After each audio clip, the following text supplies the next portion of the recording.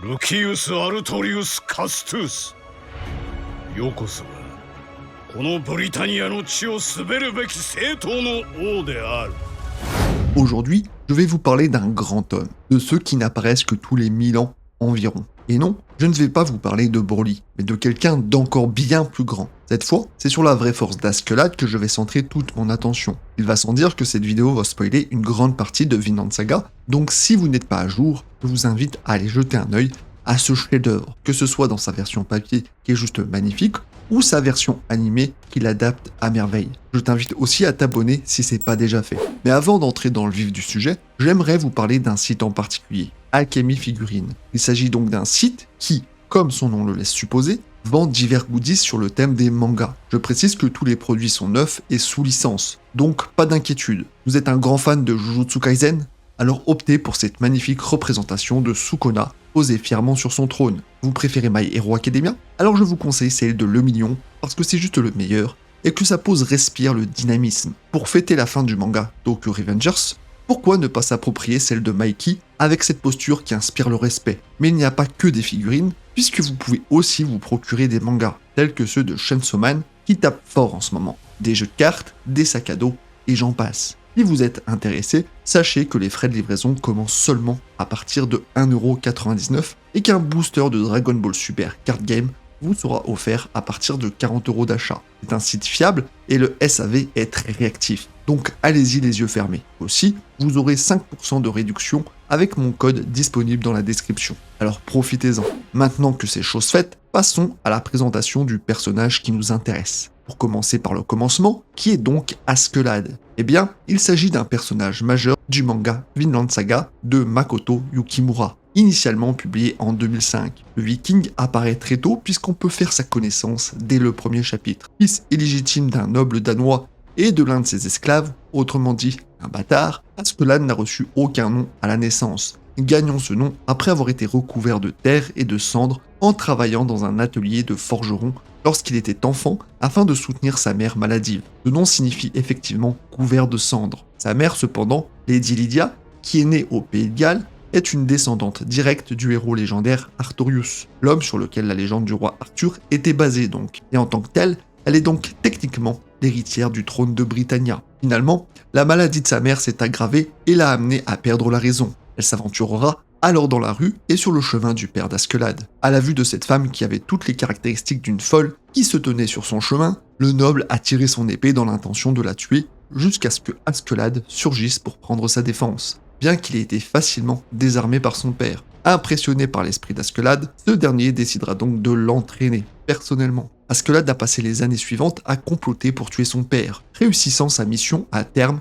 en l'assassinant dans son lit dans les bras d'une amante. Il fut ainsi le premier homme qu'il a tué, en plus d'être à l'origine de sa haine des Danois. Il a de plus organisé le meurtre pour que l'un de ses frères adoptifs en assume la responsabilité. À l'âge adulte, Askeladd travaillait comme mercenaire, prenant du travail pour n'importe quel client, à condition que le salaire en valait la peine. Bien qu'il s'agisse d'un nom qui n'était pas largement reconnu, les prouesses au combat et les aptitudes tactiques d'Askeladd en faisaient un adversaire redoutable, à la fois au combat et au commandement. Il est aussi le responsable de la mort de Thors, le troll des Jovviking, est l'un des guerriers les plus féroces et les plus redoutés de tout l'empire danois. Cela a conduit le fils de Thors, Thorfinn, le protagoniste de Vinland Saga, à garder une profonde rancune contre Askeladd. Après ce bref aperçu, et comme on peut déjà se l'imaginer, la vie de l'homme n'a pas été de tout repos. Ce destin, quelque peu tragique, a fait grandir le jeune homme relativement vite. Il n'a pas vécu, mais n'a fait que survivre. Et nous allons le voir, cela a eu beaucoup d'influence sur la suite et sur les capacités de l'homme qui sont sans égales.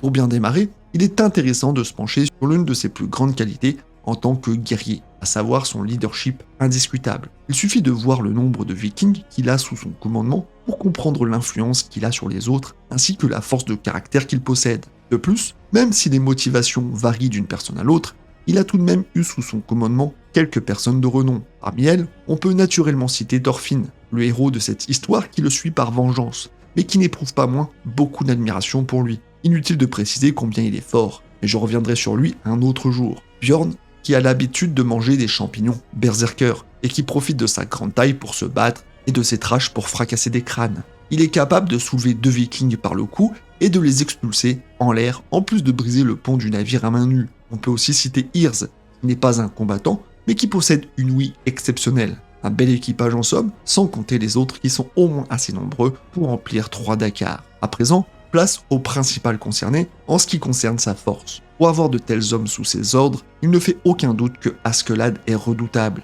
Avec un coup de poing, il arrive à assommer un viking, mais c'est armé de son épée qu'il est le plus dangereux. L'homme parvenant à couper un homme en deux verticalement, casque et armure comprises, avec un seul coup. Il a également réussi à calmer le turbulent Thorfinn d'un coup de boule bien senti, et ce n'est certainement pas une mince affaire. De plus, il n'a aucun mal à porter un homme de la carrure de Bjorn sur ses épaules, qui avoisine les 80 kilos. Ça, et c'est encore plus considérable comme prouesse, c'est d'avoir forcé Floki à s'agenouiller devant le bras de fer qui les opposait en forçant sa lame sur celle de son adversaire. Toutefois, ce qui importe chez le guerrier n'est pas tant sa force que les compétences qu'il a acquises avec sa longue expérience des combats. On le voit très vite lorsqu'il soumet facilement Thorfinn en le désarmant avec des involtures et en l'empêchant de contre-attaquer avec une serrure de bras, usant même de sa parole pour exaspérer davantage le garçon afin qu'il s'emporte. Bien sûr, l'un de ses combats les plus notables a eu lieu contre le redoutable Thors, qui lui en a fait voir de toutes les couleurs. Au sein de cette splendide chorégraphie, on peut voir combien Askeladd esquive et bloque les attaques de son agresseur, certes avec difficulté, mais toujours avec cette justesse qu'on lui connaît. Il est en outre assez malin pour comprendre l'intention de son ennemi.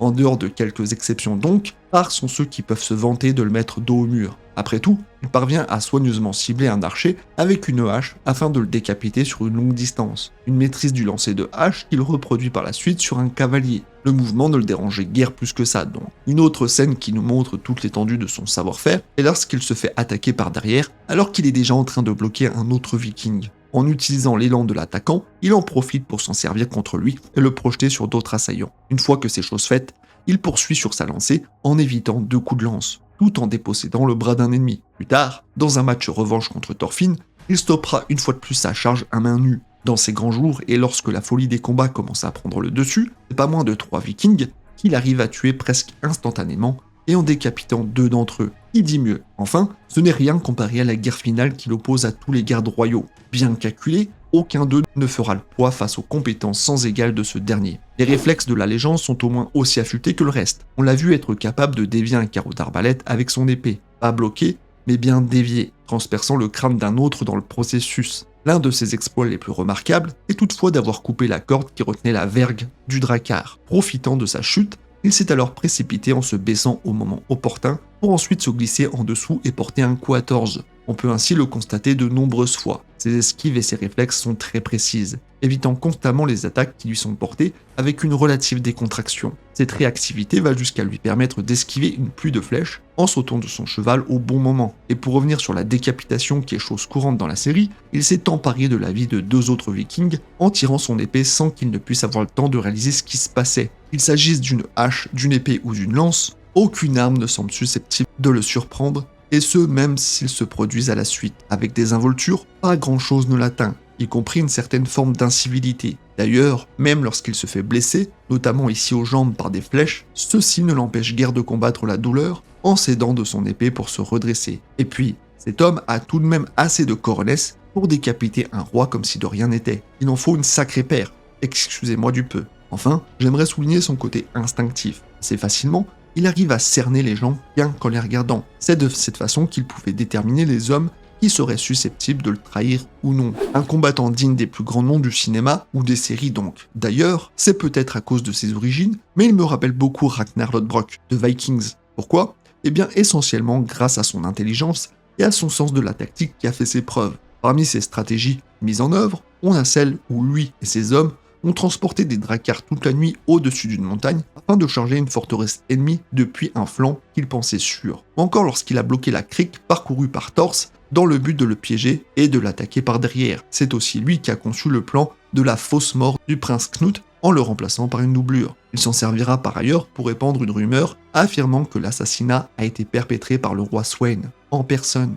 Cette tactique consistait à empêcher le roi de retirer Thorkel de sa protection ou d'envoyer le prince en première ligne, car cela aurait renforcé les dires de cette rumeur. Il mettra en outre le feu à la forêt dans laquelle se battait Thorkel pour semer la confusion au sein du rang ennemi, tout en infligeant quelques pertes. Il aidera même son poulain en réfléchissant la lumière du soleil sur son épée afin d'aveugler momentanément le grand viking. Enfin, et c'est sans doute son meilleur coup, ou tout du moins celui qu'on retiendra dans les annales. En effet, après l'échec de leur plan de tuer subrepticement le roi Swen, qui lui donnera un ultimatum, celui de lui remettre Knut, sans quoi il envahira le pays de Galles, Askeladd le tuera de sang-froid, simulant un acte de frénésie afin d'assumer tout le blâme pour ce régicide, écartant par la même occasion Knut de tout soupçon. Une scène aussi incroyable que bouleversante émotionnellement. En conclusion, Askeladd mérite amplement de figurer parmi les plus grands hommes, de par sa force oui, mais aussi de par ses valeurs qui sont concrètes et affirmées. Si on pouvait détester le personnage au début à cause de son arrogance ou de certains de ses crimes,